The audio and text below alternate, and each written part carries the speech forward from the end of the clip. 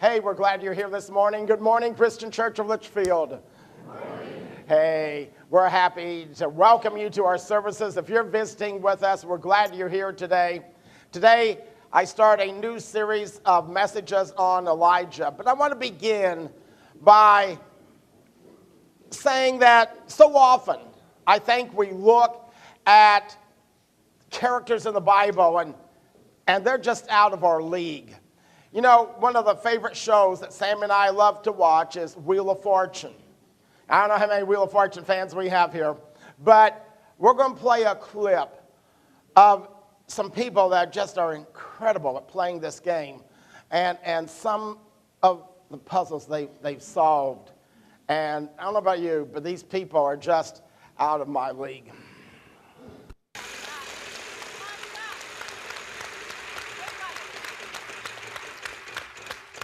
A letter?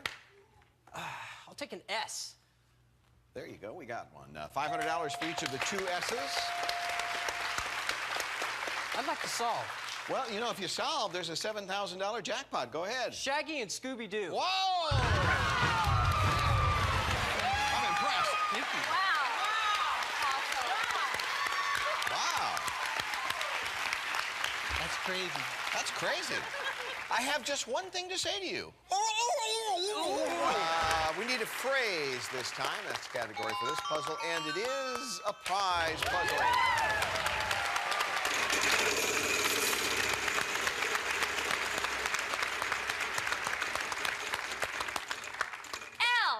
L. One L. Did you really solve? What's that? Can I solve? Okay. It is a prize puzzle. Yeah. I've got a good feeling about this. That's right. Woo! I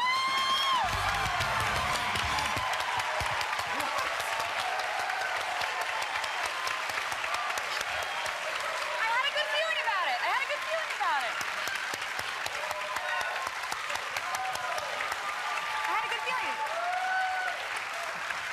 What did I win?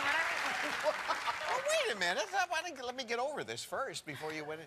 I had a good feeling about it. Well, we might as well send it to the Caribbean, and that'll be...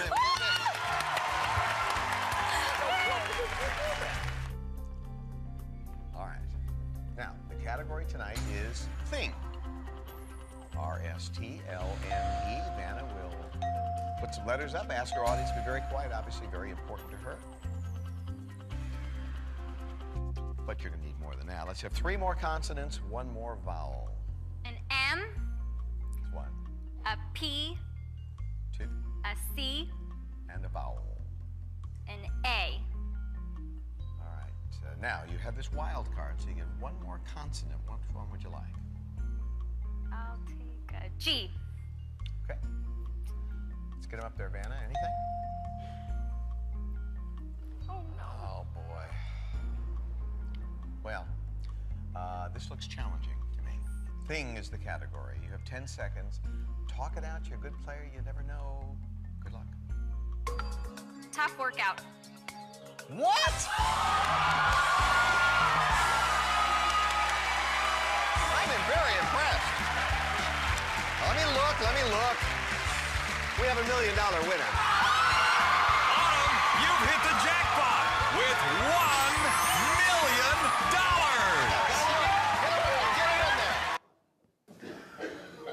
Man, isn't that crazy? I liked the second one where that cow said, I got a good feeling about it. Did you see the guy next to her? I don't have a chance. Like, where did that come from, you know? And I don't know about you, but I hate people like that, you know. Their IQ is off the chart, and I haven't even gotten on the chart with mine, you know. And I don't relate to people like that. But today we're going to look at a man by the name of Elijah. And James chapter 5 says, Elijah was a man just like us. A man that you and I are going to be able to identify with. We're going to see in the next few weeks in our series of messages on Elijah that He was a man of God, but he had some great struggles. He struggled with deep depression and discouragement at times. And if you're a person who tends to struggle with depression, you want to hang in here for this series. He was a man that was subject to temptations just like you and I. And he was the man who struggled with fear. And he was the man who was thrusted into a position he wasn't, I don't think, really comfortable with. But God used him. And that's what we're going to see from 1 Kings. Now, to really appreciate Elijah, we have to understand the world in which he lived. We have to understand the society he found himself in to understand the mission and the ministry that God calls Elijah to in this passage. 1 Kings chapter 16, we pick it up, and here's what the Bible says. But Ahab, son of Omri, did what was evil in the Lord's sight, even more than any of the kings before him. Wouldn't that be some epitaph to have on your tombstone? I won the prize for being the most evil of all the kings. And there were some pretty bad kings. Elijah is called to respond to a wicked king that takes the prize. Let's read on about Ahab here in verse 31. And as though it were not enough to follow the sinful example of Jeroboam, he married Jezebel. That name's familiar. Not because a lot of moms and dads named their daughter Jezebel, but it's familiar because we know the only one who could top Ahab in being evil was his wife Jezebel. He married Jezebel, the daughter of the king of Ethbaal of the Sidonians, and he began to bow down and worship a Baal. So what we have here is Ahab, who's a wicked wimp. He's built temples to Baal, but he hasn't worshiped in them until he married Jezebel, and she begins to put her weight on Ahab. I heard of a very small, frail, weak, wimpy man that had married a very large, domineering woman. And one day he came into the house and he said, honey, he said, I can't get my car to start, but I feel if I could just get it rolling and get it going, and I pop the clutch, I think it'll start. She said, I'm not going out there and push your car. He goes, oh, no, you don't have to do that. I just like you to go out and lean on it a little bit, you know. Well, Jezebel was leaning on Ahab in a very wicked, evil way. Now, the worship of Baal often entailed human sacrifice, as well as drunken orgies. That's what made it so popular with the people. But that's also what made it so detestable to God. Now we read on 2 more verses, I think, of Ahab. First, Ahab built a temple and an altar for Baal in Samaria. Then he set up an Asherah pole. And he did more to provoke the anger of the Lord, the God of Israel, than any of the other kings of Israel before him. That just reinforces what we just read about him, how bad he was. How would you like to be the person that ticks God off more than anybody else? That was Ahab. And when he married Jezebel, this duo was deadly. But let me tell you, God always responds to evil. He is never silent. And his response to wicked Ahab and Jezebel was his man, Elijah. Now, Elijah, Swindoll calls him God's lightning in the dark days of Ahab's rule. And we don't know much about him. He was from Tishbe, which was a mountainous area in Gilead. He was like John the Baptist, his counterpart in the New Testament. And we get the picture. Here's a man that liked the outdoors. He loved the hillbilly life. I think he loved a solitary life. I think he was very content to hunt and to fish in the mountains there in Gilead. And God calls him out of that to a very specific ministry to respond to the threats in his day. We don't know much about him. He just kind of appears on the scene, and then suddenly later he just disappears into the heaven. But sandwiched in between is a life of tremendous impact and a man who made a difference in his world. And I want to submit to you that through these next few weeks from Elijah, hopefully we're going to see how God can use you to make a difference in your family, in this community, and perhaps even in the world. It just depends upon whether or not we want to follow God. Now we're going to look at how God takes Elijah, and today it's preparation. God takes Elijah to school, and there are 4 scenes of 4 events in Elijah's life that God uses to prepare him for a tremendous showdown later on in these messages that we're going to be preaching. Here we go today. Number 1, the first scene we pick up is this confrontation with Ahab. And Elijah learns to be courageous when afraid. Let's pick it up reading here. Verse 1. Now Elijah, who was from Tishbe in Gilead, told King Ahab, as surely as the Lord, the God of Israel, lives, the God I serve, there'll be no dew or rain during the next few years until I give the word. Now, I don't know about you, but it is intimidating, isn't it? To go before somebody that is powerful and influential and somebody that you think is quite a bit above you. And you go to them and say, I've got a message for you. It's from God. He doesn't like what you're doing. And he's going to bring judgment on you. Jonah had to do that. He wasn't comfortable with that message. And I don't think Elijah was. I think Elijah's very comfortable out there in the mountains. Here this nobody, this hillbilly is called to go before a king and deliver a bad message. Very unpopular. That'd be intimidating. And I think inside he had to struggle with fear. Courage isn't the absence of fear. It's being afraid but going ahead and doing what you know God wants you to do. Years ago, I was called to do a funeral at Mine Shine Funeral Home.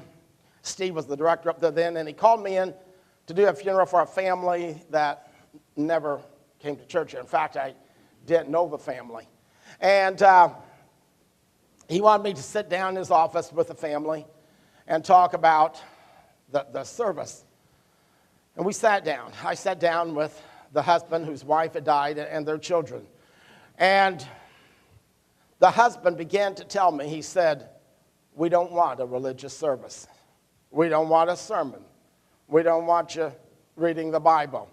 We don't want a bunch of prayers and stuff. I'm thinking, why did they call me? Yeah, you know, don't you wonder, do I fit that description? You know, and I said, what do you want me to talk about? He said, why don't you talk about philosophy? Philosophy. I gave the dumbest answer any preacher could ever give. I said, okay. And I walked out, and after I walked out, I thought, what did I just agree to? Yeah, I thought, how do I get in these messes? It's always by saying yes, Mark. I got to learn to say no. Sammy says, honey, so one of these days you'll learn to say no. Get somebody else. I'm not a philosopher. Well, then I began to sweat it. What am I going to say? You know, what am I going to do? Well, I called Steve. I'm like, this is just, and I'm stuttering, stammering. He said, oh, you'll be fine. Don't worry about it. He says, they ain't going to pay attention anyway. Thanks, Steve. You're making me feel good about this. And day comes for the funeral, and I'm sweating bullets. And I'm in the office, and there's no music, no songs, no something. He just comes in and he says, you're on. I take my Bible, And I walk in the other room, and I stand before the family and stand by the casket like this, and I said, I expressed my condolences, and I said, you know, I've been asked not to deliver a sermon or a bunch of Bible and such. I've been asked to talk about philosophy. I said, I want to thank the family for requesting that, because I want to talk about the greatest philosopher of all time, Jesus Christ. And I went ahead and said, I can't tell you I know what you're going through, because I don't. I can only share with you how I have found strength in the Lord, and how that Jesus isn't just a philosopher. He is the source of ultimate truth. And he's the foundation upon which we can build our lives that will sustain us. And I went ahead, I preached the sermon, but I preached it to me. I said, this is what I found. And I told him, I said, I'm just one beggar telling another beggar where to find bread. And in Jesus, I found the bread of life. I don't know where you'll find, but this is just my story. And so I try not to preach them. I just try, and then I closed with prayer. And then we went to the cemetery, and I continued. I said, as I held my Bible, I said, the question that begs to be answered is this all there is? Is this the end of the road?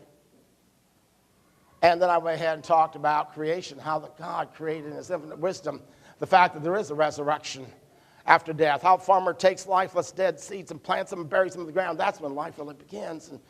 But then I talked about Jesus Christ, the resurrection, the life, about the empty tomb. And I shook their hands, and they never responded. And I just slowly walked back to my car, feeling worse than I've ever felt. And I got in my car, and I drove back here to the office. About 30 minutes later, I got a phone call, and Steve said, the family's come back to my office here at the funeral home. They asked for me to get you up here. They want to talk to you. I wanted to say, oh, I'd love to, Steve, but I got another appointment. I'm on my way out of town. I'd love to chat with him, but I can't. I go, okay, and I hung up. First thing I did was take my wallet out, take the check out of my wallet, put it in my shirt pocket so I could just pull it out and hand it to them, because I knew they were ticked, and I had really, really ruffled some feathers. And so I drive up there. My knees were shaking, and I walk into the office, and the family's seated there, and Steve says, here, have a seat. And he walks out. He says, I got some stuff to do. I said, you wimp, you know. And I'm left with this family. And the husband said, we want to talk to you about what you said.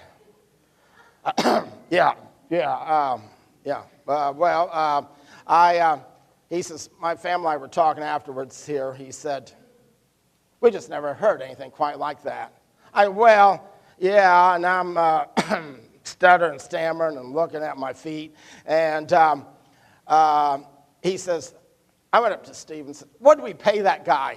And at that point, I just whipped out my check, to hand it to him. He said, Steve told me. He said, what? And I said, sir, and he put his hand up. He said, I told him, he says, that's all we paid him? He says, I want to double his salary. I want to give him another check for the same amount. He said, that was the best funeral message I've ever heard.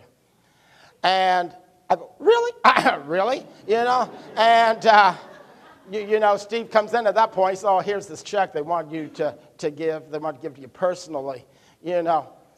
I walked out there and I thought, what just happened? What just happened? Now, I'd like to tell you all the stories end that way, but they don't.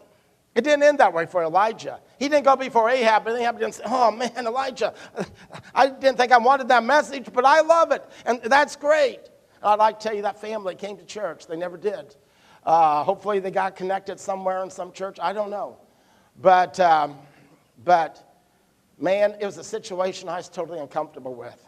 I'd been much more comfortable out feeding the pigs than out trying to feed some lost sheep that day, And Elijah had to be afraid, but he learned courage when God called him from out of nowhere in the mountains to go before the most powerful man of his day and confront him with what he needed to do. Second scene in Elijah's life is the Kerith Valley. The Kerith Valley. Elijah learned to be obedient even when it's tough. Now, let's read on here. Verses 2 through 4. Then the Lord said to Elijah, I think at this point, you want to run when the word Lord starts coming your direction like Jonah, but go to the east and hide by Kerith Brook. Now, this guy is a tough guy. I picture him like, the old Western movies, Clint Eastwood or somebody like that, hide by the Kerith Brook. Be a fugitive. Near where it enters the Jordan River. Drink from the brook and eat what the ravens bring you, for I have commanded them to bring you food. Next verse. So Elijah did as the Lord told him and camped beside the Kerith Brook, east of the Jordan. The ravens brought him bread and meat each morning and evening, and he drank from the brook. Now that had to be tough.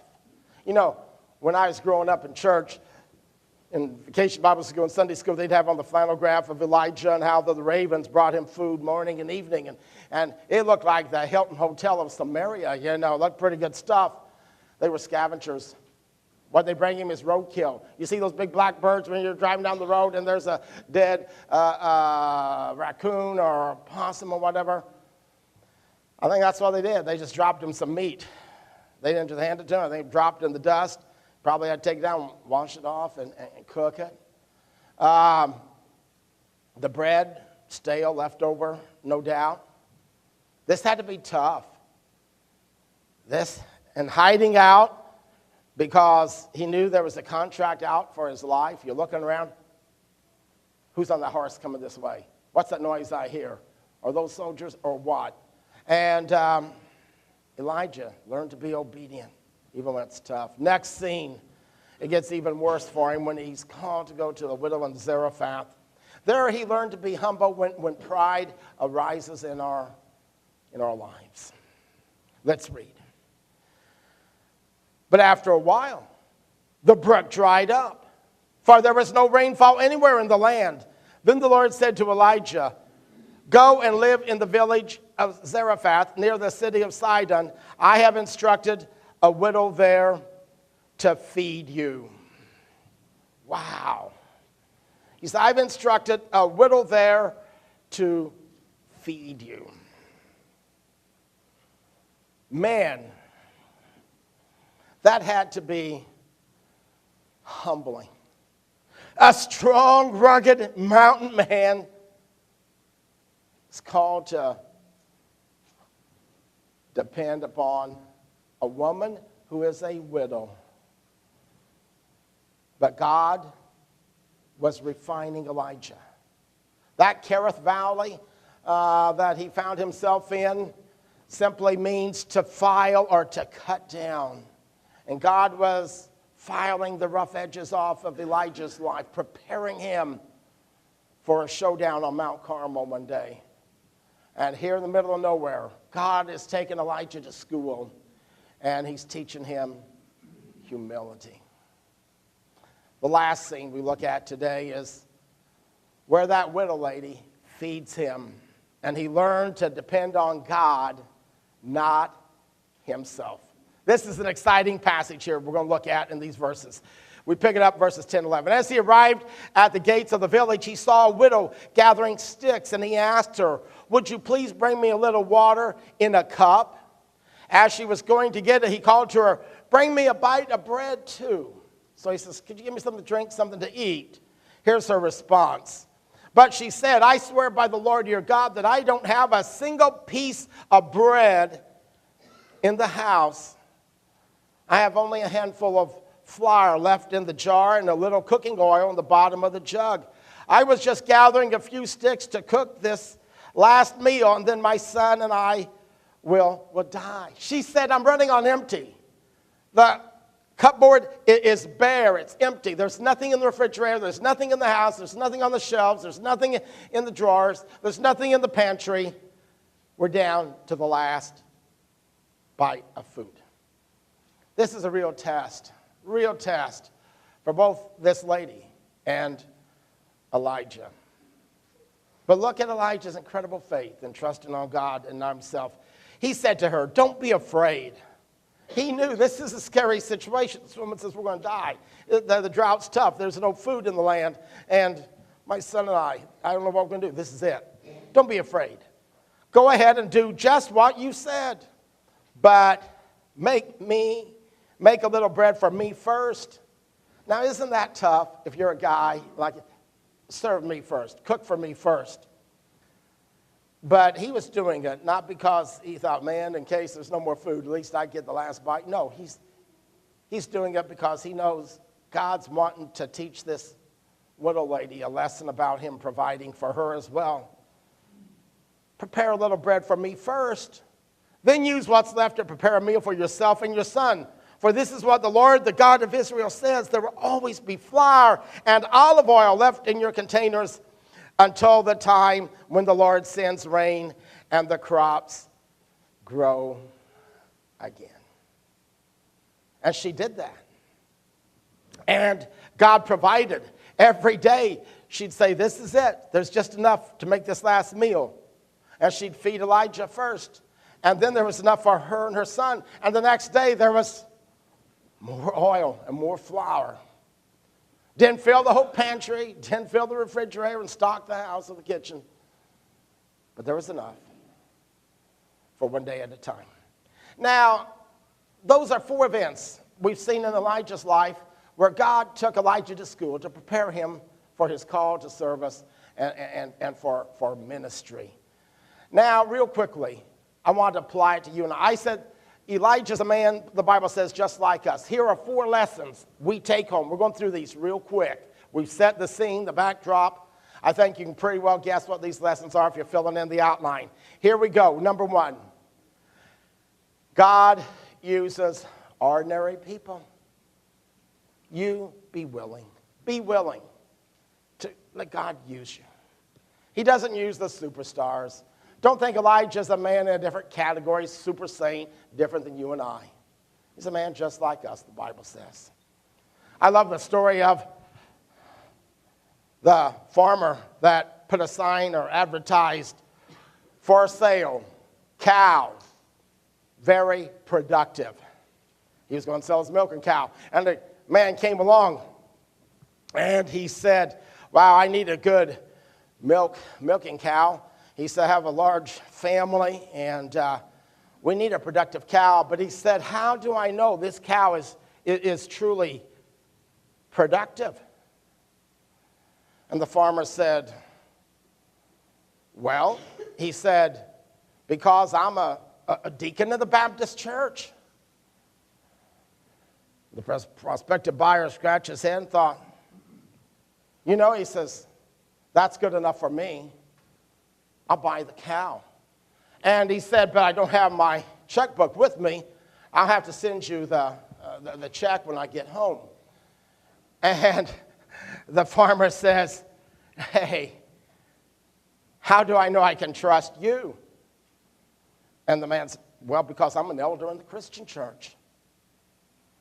He scratched his head, the farmer did. He says, okay, that's good enough for me. And he sold him the cow. Later that night, in bed, the old farmer's thinking about the events of the day. And he said, honey, by the way, what's an elder in the Christian church? She says, I don't know, she's about the same thing as a deacon in the Baptist church. He goes, uh-oh, I think I just lost a cow. You know, sometimes we think that the other person is a super saint. We put them in a category and we say, I don't relate to them.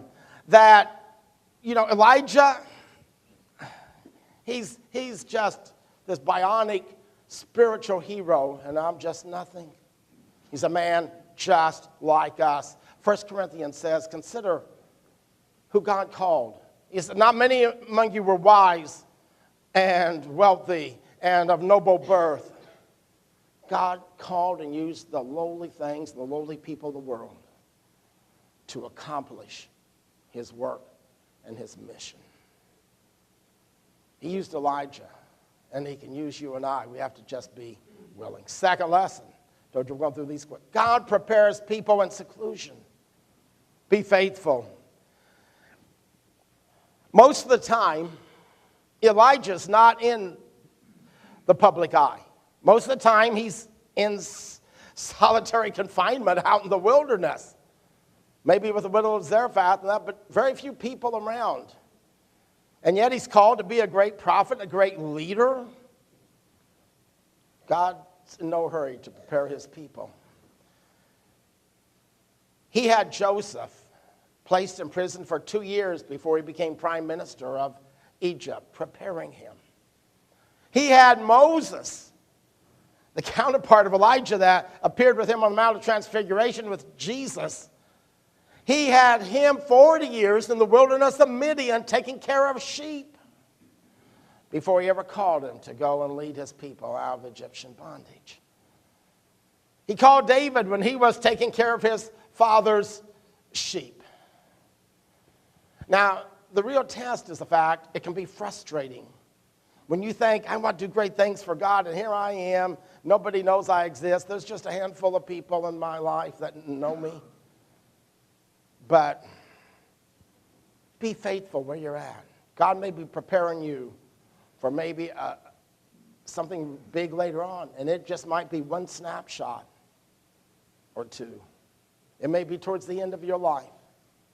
But you let God prepare you by being faithful to him. Third lesson is this. A dried up brook is often a sign of God's approval. Be obedient. The drought that affected King Ahab affected Elijah as well. The drought that dried up the brook and the river for Ahab also dried up Elijah's brook. You see, it's just really important to understand there's a lot of teaching out there, and there has been for decades, that if you follow God, he's going to bless you with prosperity. He's going to bless you with good health and strength. You probably wonder why I'm wearing a tie today when I normally do not. It's because we leave here immediately for a funeral in Greenville where my cousin, who was 67 years old, Ivan Dean, passed away with esophageal cancer. I talked with him in the hospital a few weeks ago about his struggles and his questions. He's a man of great faith, but he was going through really a hard time.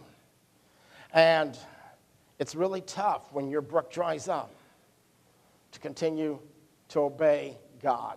My cousin did. And God calls you and I to do the same when our brook dries up. Be obedient. Our last lesson is simply this. God's provisions. They come one day at a time. Let's be trusting. You know, God didn't just fill up that kitchen. He didn't just fill up the refrigerator and the pantry and says, you got enough food here for the next 6 months. He said, trust me, one day at a time. Jesus says, give us this day our daily bread. We want it all. We want it now. And we say, God, what about the future? What about down the road? What about when things really, how do I know? I don't know. He's promised to get you and I, if we'll be faithful to him, through today and provide for us one day at a time. So easy to say, so difficult to do. But when you do, you will find out just how good God is. He's reaching out to you and I today, and he calls us to be faithful servants of his. And as we get ready to sing our invitation hymn, I don't know where you're at and what God is calling you to do, but we invite you to come. And you can respond, and you can say, hey, today's the day I want to answer God's call. Maybe it's to accept Jesus as your Lord and Savior and to be baptized. Whatever it is, will you do that? Maybe it's to rededicate your life or to place your membership here in this congregation. You can do that today as we stand and sing our invitation hymn.